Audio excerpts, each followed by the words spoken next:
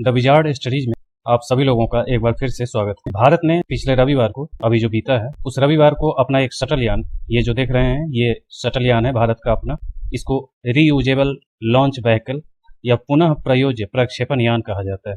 इस प्रौद्योगिकी में भारत ने सफलता हासिल कर ली और ये तीसरा परीक्षण कल सफल हुआ। इसका नाम पुष्पक रखा गया है। तो आज इसी के बारे में देखेंगे, तो आइए देखते हैं।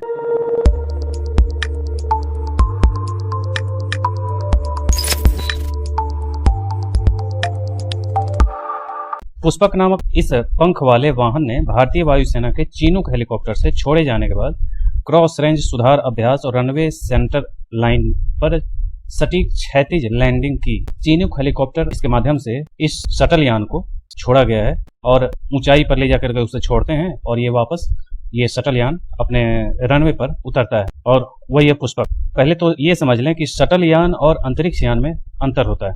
अंतरिक्ष यान का मतलब होता है कि जैसे कोई रॉकेट हम छोड़ते हैं, तो रॉकेट छोड़े तो वो प्रक्षेपण यान है। प्रक्षेपण यान का मतलब है कि जिसके द्वारा प्रक्षेपित किया गया, जिसके सहारे ऊपर भेजा जा रहा है, यानी कि अंतरिक्ष में भेजा जा रहा है, वो प्रक्षेपण यान है। और शटल यान का मतलब होता है कि शटल यान से मानव को उसके साथ भेजा जा रहा है, तो शटल यान में भेजा जाता है और वही शटल यान वापस अपनी जमीन पर आता है, तो वही है शटल यान। तो इसको भी प्रक्षेपण यान कह सकते हैं अगर ये स्वयं अपने ईंधन से उड़ता है और वापस आता है, तो प्रक्षेपण यान भी कह सकते हैं, लेकिन सामान्य तौर पर शटल यान इसको कहा जाता है। तो इसको ये अभी तक 3 हो चुके हैं। ये लैक्स 3 था, लैक्स 1, लैक्स 2 और लैक्स 3। तो आइए देखते हैं। लैक्स 1 को देखने से बहुत सारी चीजें स्पष्ट हो जाएंगी आपको कि कैसे कैसे क्या क्या हुआ था।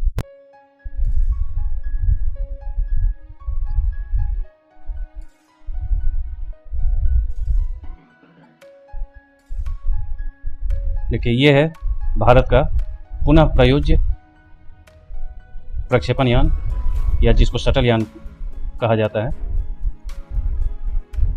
यह इसरो के द्वारा जारी किया गया वीडियो है।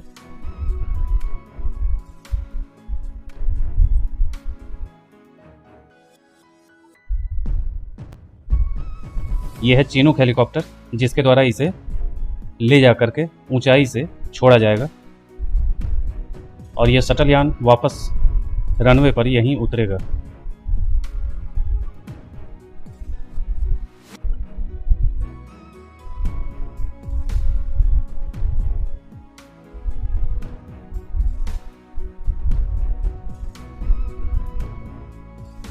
देखिए, ऊंचाई पे पहुंच गया। अब ये ऊंचाई से इसे छोड़ा जाएगा। छोड़ दिया गया। अब इसे वापस लैंड करना है अपने रनवे पे।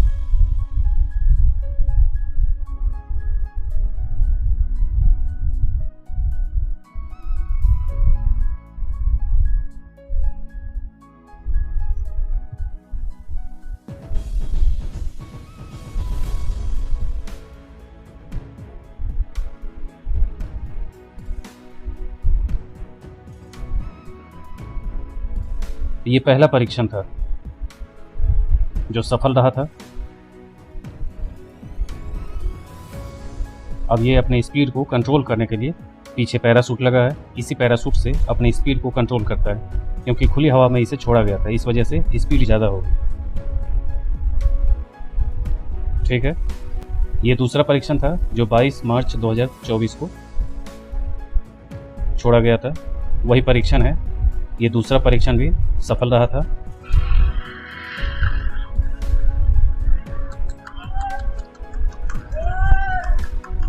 और ये है तीसरा परीक्षण 23 जून 2024। देखिए, चिनूक के द्वारा उसी तरीके से, लेकिन ऊंचाई ज़्यादा है। ये लगभग 4.5 किलोमीटर ऊपर ले जाकर के छोड़ा गया। पहली बार में लगभग 1.5 किलोमीटर ऊपर ले जाकर छोड़ा गया था और ये 4.5 किलोमीटर से वापस अपने रनवे पे आते हुए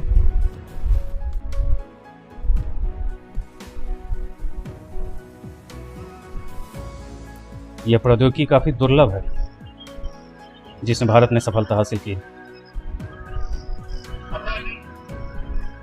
अभी मात्र अमेरिका, रूस के पास ये प्रौद्योगिकी है और चीन भी लगभग सफलता की ओर है, लेकिन भारत उससे आगे निकल गया है। तो ये था तीसरा परीक्षण जो अभी सफल हुआ। आइए आगे देखते हैं। भारतीय वायुसेना के चीनूक हेलीकॉप्टर का प्रयोग RLV-TD को 4.5 किलोमीटर की ऊंचाई से गिराने के लिए किया गया। अभी जिसको बता रहे थे, चलिए आगे देखते हैं। भारतीय वायुसेना के चीनूक हेलीकॉप्टर प्रयोग किया गया था RLV-TD को 4.5 किलोमीटर की ऊंचाई से गिराने के लिए, और इसरो ने योजना के अनुसार RLV-TD के लैंडिंग प्रयोग को अंजाम दिया। RLV परियोजना को समझ लें क्या है। यह परियोजना पुनः प्रयोज्य प्रक्षेपण यान प्रौद्योगिकी प्रदर्शन, इसके प्रयोगों की एक श्रृंखला का नाम है, जिसको RLV परियोजना कहा जाता है। अंतरिक्ष में कम लागत पर पहुंच को सक्षम करने के लिए पूरी तरह पुनः प्रयोज्य प्रक्षेपण यान के लिए आवश्यक प्रौद्योगिकी को विकसित करना था। पूरी तरह से पुनः प्रयोज्य, कई देश आंशिक रूप से प्रयोज्य वाले सफल किए थे, और भारत पूरी तरह से पुनः प्रयोज्य को धीरे धीरे अपनी सफलता को हासिल किया है। भारत के पुनः प्रयोज्य 2 चरणीय कक्षीय प्रक्षेपण वाहन का पहला चरण बनाया जाएगा। इसमें देखें कि इसरो का RLV-TD विमान जैसा दिखता है, जिसकी एक धड़, एक नाक टोपी, डबल डेल्टा पंख और जुड़वा ऊर्ध्वाधर पूंछ है। RLV-TD का उपयोग हाइपरसोनिक उड़ान, स्वायत्त landing, return flight experiment, powered cruise flight और स्क्रैमजेट प्रोपल्सन एक्सपेरिमेंट जैसी प्रौद्योगिकी को विकसित करने के लिए किया जाएगा। स्क्रैमजेट को याद में रखिएगा कि ज्यादातर ये इंजन का नाम है स्क्रैमजेट। अगर आप रॉकेट में बात करें, जिसको प्रक्षेपण यान कहा जाता है, तो रॉकेट में रॉकेट इंजन कहा जाता है उसको, जो इसका इस्तेमाल होता है उसमें। और ये जेट इंजन है। जेट इंजन में कई प्रकार होते हैं, जिसमें रैम जेट और स्क्रैमजेट ये सब नाम है उसके। तो रैम जेट ज्यादातर सुपरसोनिक जो जेट विमान आप देखते हैं, लड़ाकू विमान वगैरह, वो सुपरसोनिक वाली स्पीड पकड़ने के लिए रैम जेट इंजन का इस्तेमाल किया जाता है।